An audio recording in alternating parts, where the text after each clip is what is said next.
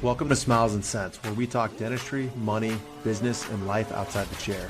I'm Ian with Dental Wealth Partners, and as a reminder, this podcast is for entertainment purposes only and not to be taken as investment advice. With that, let's get started.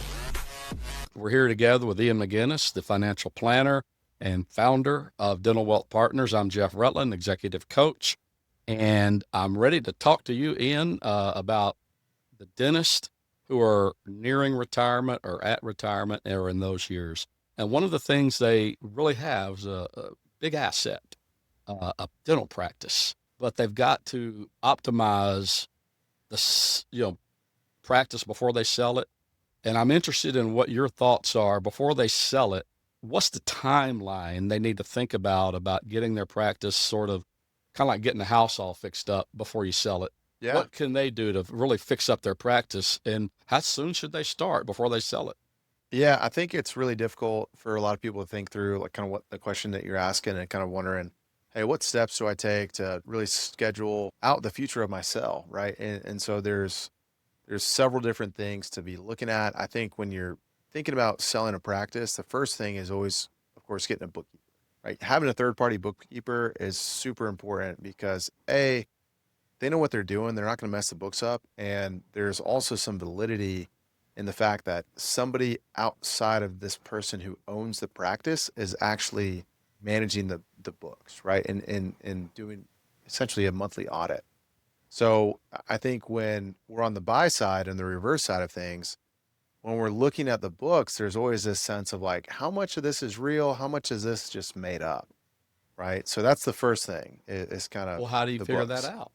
Well, that's the bookkeeper, right? So and how we've done it in the past, just so sellers are aware that are looking at this, how we've done it in the past to either validate or invalidate a dental practice and how it's doing is really being aware and saying, okay, let me see your bank statements, right? Because I mean, I guess bank statements could also be replicate those, but let's assume Well, nobody's they going to sound that. more official. If they're FDIC Yeah, compliant. let's say no one's going to commit complete fraud here, but let's say that their books are messy, right? And so if you're asking for bank statements, well, then you can balance the books based on the bank statements, enter everything into QuickBooks accordingly, match it up, and then you can actually create proper P&Ls because So the software would match up with what the actual bank statements are. that's right. That's right. Yeah, because if otherwise I can put anything into QuickBooks, you can put anything in QuickBooks, and then we can do the same thing on a practice management software that really paints a picture that's not there. And so we actually saw this once before. It's kind of a scary story. So we had a dentist who was buying a practice and was actually buying it as a 50-50 partner. And the seller was selling the practice, and it landed in a situation where the practice owner, for tax reasons, had a couple of different sub entities. Well, because of the sub entities, they decided to apply for something like the PPP loan back in the day. And it was on this sub entity that was unknown by the broker who was selling the practice. Well, So the person contracted with the seller didn't even know. that's right. And so it was not disclosed. Well, it was a meaningful amount, six-figure amount that made a big difference in the valuation. So this is a liability against the practice. That's right. And it did not actually come up on the UCC because of the way the ownership structure was. And the UCC filing is basically just a debt search that a lot of attorneys and banks will file before they issue a loan. But because of that, so we were able to find this debt that was in a sub entity, and then we were able to go back and put together a proper valuation. But on the selling side, I mean, it's so important if you are selling a practice to get a third party bookkeeper that knows what they're doing, that can create the proper P&Ls and balance sheets for you to also to understand where you're at today and what you need to do to get the proper valuation in the future, and be able to retire on the asset you worked so hard to build. Well, you brought up the word valuation a couple of times there, and that's the interesting word for me because, I personally have known a dentist my age sometimes that just had a dentist buddy that they sold their practice to the dentist buddy, just private party, no professionals involved and all of that. And I kind of wondered how they came up with the valuation. But as far as valuating the practice, what are the options the selling dentist has? Yeah. So there's going to be a lot of different ways to value a practice. I think the one that most people are accustomed with is the market summarization. And that's kind of sounds what it is, what it kind of sounds like. It's just kind of a combination of varying, you know, sells that have gone on in that market, right? And that's where people usually say, well, I'm going to sell my practice for 85% because, a friend of a friend sold for 85% and there's this 85% of what? of the collections, sorry. Or the collections. Yeah, so sell for 85% of the collections or 65% or 75% or maybe They just go even off a rule of thumb. 95%. Yeah, it's kind of the rule of thumb. Well, the issue with that is we have no idea how much money is actually being taken home by that point, right? And So the so, collections are one amount, but mhm, taking home is a different thing. exactly. And this is when I speak of taking home, I don't mean just to, you know, like net profits after the doctor's salary is paid. I mean mainly to the doctor themselves, right? So the full doctor allowance if it's a solo doctor practice. And so within that, probably the key thing to understand is there's several different types, right? So you can also sell on EBITDA multipliers, right? That's lands you kind of similar to a collections model.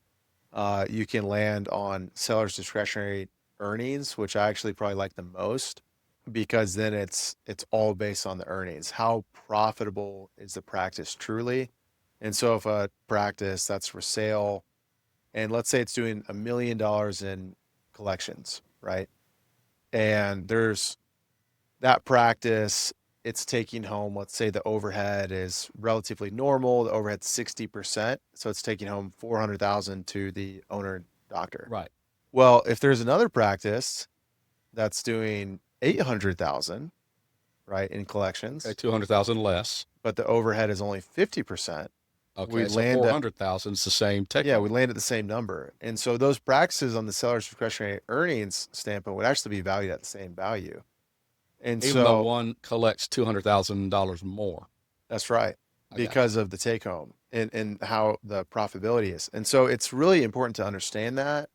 And obviously, if you're the seller, you want to be really intentional about saying, hey, I'm going to take these valuations because they paint a better picture for me. Right. So if you're the $800,000 practice, you're going to take the seller's discretionary earnings formula. Hmm. And if you're the seller that has $1 million practice, of course you're going to take the market summarization. All right, so it sounds like the approach depends upon the custom situation per seller out there. Yeah, it does. And of Because you can't course, just say one approach is the number one approach to do for everybody. yeah, that's right. 100%.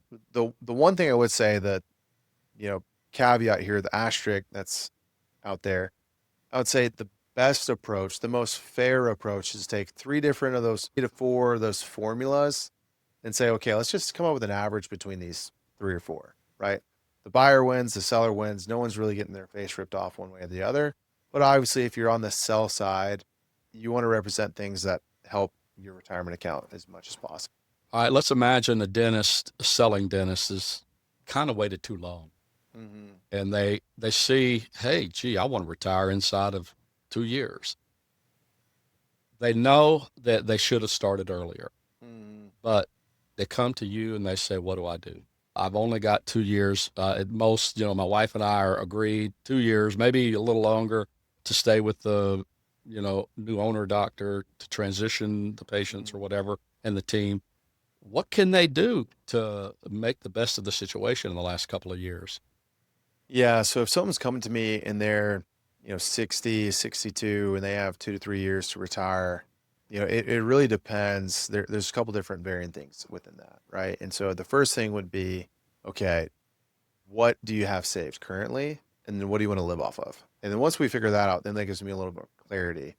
Then we can figure out what does a practice need to do? How long do you need to actually work, potentially have some partial ownership in the practice until you can fully relinquish your ownership, right? And so if someone wants to retire, let's just say in 2 to 3 years, and they're unwilling to stretch that out any longer, and they're okay on their current expenses, but they need to increase their account value pretty substantially, the biggest thing I'd probably say is they need to reinvest into the practice, right? And they need to start marketing their practice before they even look at, Grow their um, patient base.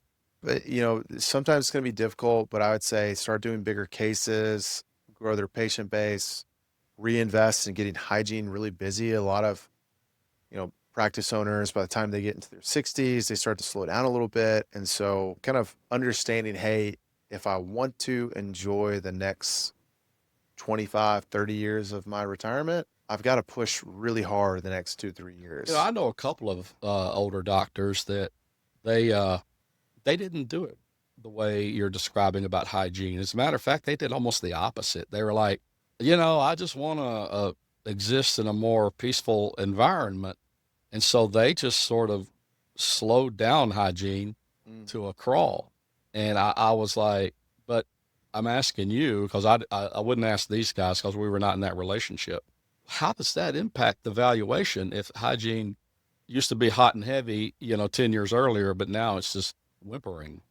Yeah. So when it comes to evaluation, typically you're going to look at the last 3 to 5 years of the dental practice. And so, if it were good 10 years ago, that's not even going to come Doesn't up on the matter. radar. Yeah. And But but they got 2 years left. So the look back might be three or yeah. 4 or 5 years. So let's say they have 2 years, they'll have today, which will be the lowest weighted value.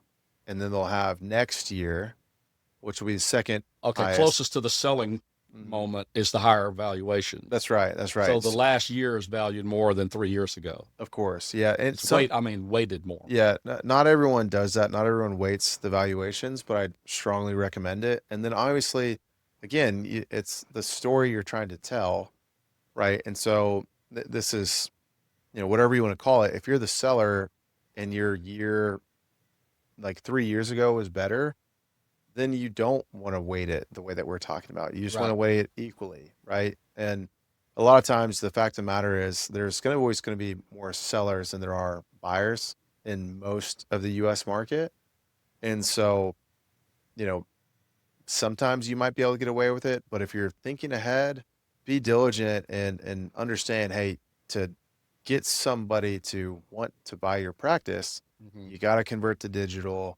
You got to land in a position where you're building your hygiene and you're marketing, bringing new patients in. That's a really key thing too. Well, that's a good tip, a good set of tips. But one last little quick thing is when you think about smooth transitions, what are one or two I know we don't have time to go into all of Yeah. it, but can you think of a couple of tips you would give to a dentist to make, okay, make a smooth transition? Yeah, sure. And I'm having this conversation based on the context of like thinking it's a solo doc Solo practice. doc. Yeah. Gotcha.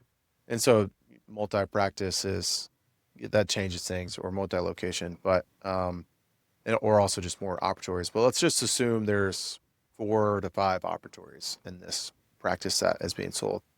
I think the first thing is, quite frankly, you got to be honest. You got to be transparent with the associate or the buyer who's coming in, and you just got to be very direct with what you're looking for. I've seen 50-50 partnerships that started really bad because the seller, said, hey, I'm going to retire in 2 years, but their financial plan didn't illustrate them retiring for 10 years. And so they hung on for an additional 8 years and it really soured their relationship. Right. I've also seen people like buyers go in and clients of ours, unfortunately, in this situation, where they went to go be an associate somewhere and they didn't originally get a purchase agreement or delayed purchase agreement. And then they landed in a situation where then the seller or the potential seller isn't even really a seller, where they said, hey, Jeff, come work for me and you'll be the owner in 5 years Oh, and they I'll just had a work. conversation about Yeah. it. And I'll work for you. There's no written agreement of any kind. Yeah. And so I would say, first and foremost, be honest. Just be transparent with what you want. The second thing I would say is understand where your practice value actually is. If you're going to sell in 2 years, get evaluation done today. Like anyone and everyone will do evaluation. There's so many groups out there that do it and they do a phenomenal job. If you don't want to work with any of them, give us a call. We'll do it. Yeah. But more importantly, just get it done. Right. And getting an evaluation done today it wakes a lot of people up to the reality of what they're even worth. right? That makes sense. Yeah, you would never, ever sell your house like Without that. knowing the Yeah, value without knowing the value. I'm not going to or list how to fix it up. exactly like right. There's certain things you do when you sell a house. Like, Yeah. hey, I'm going to do landscaping. I might redo the bathroom or Yeah, kitchen or whatever it may be to sell it. exactly.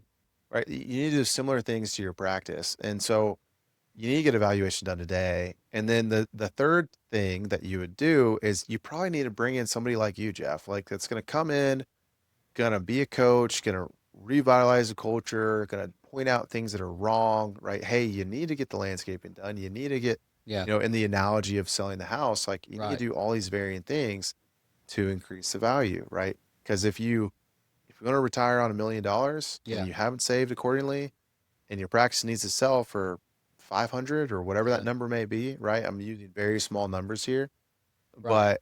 but if you need to take home a certain amount, you need to make sure the valuation's worth it and need to do whatever you need to do to get there in 2 years, if that's when you're going to retire. Excellent. Well, Ian McGinnis, thank you so much for outstanding information. I'm sure a lot of these doctors who are getting a little bit older like me are really thinking through valuations, selling, and how do I optimize what I have. Thank you for your help. Yeah, of course. And thank you for the questions. We're going to have to flip roles here pretty soon and ask you a lot of questions and Yes, on the coaching side and how you help practices grow and change the culture as happy to well. do that. Yeah, well, good deal.